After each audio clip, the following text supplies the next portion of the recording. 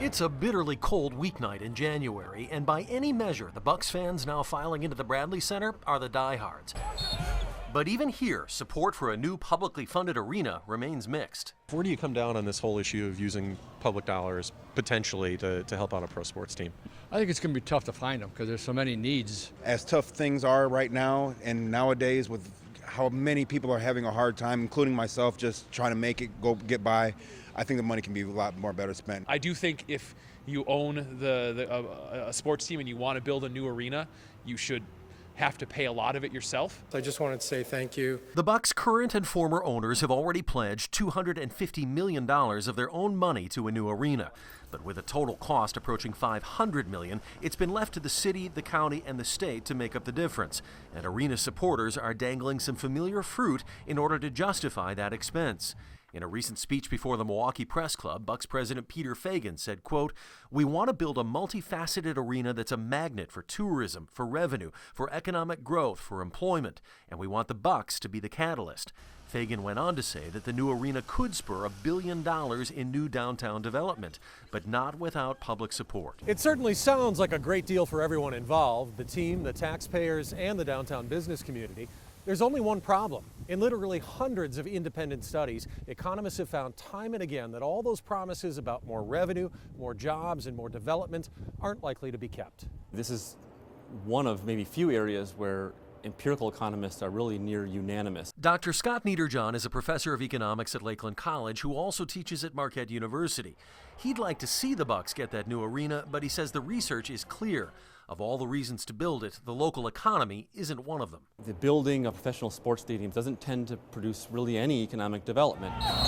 Part of the problem, according to Niederjohn, is that there are only so many entertainment dollars to go around.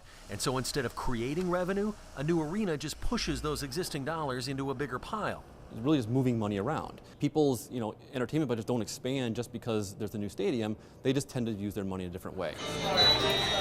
And ironically, Niederjohn says that could be especially bad for the businesses located nearest the new arena, many of whom are now openly lobbying in favor of the project. Certainly, we would like to be as close to us as possible. Clearly, there'll be more activity in the area around the stadium, but the team's trying to capture the revenue themselves, so many times it turns out that the local businesses actually suffer.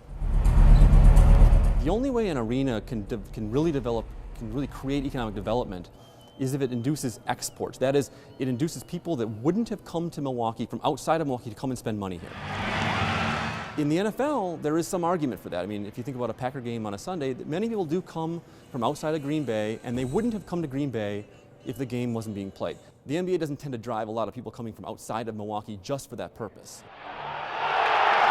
And while losing the team would undoubtedly be a significant blow for local fans, Niederjohn says the local economy would barely notice. They're small businesses, really. They're the size of a department store. They're not huge firms. And in some ways, they're the worst kind of firm to subsidize because all the revenue goes to the owners and the players who spend very little time in the community where it's being generated.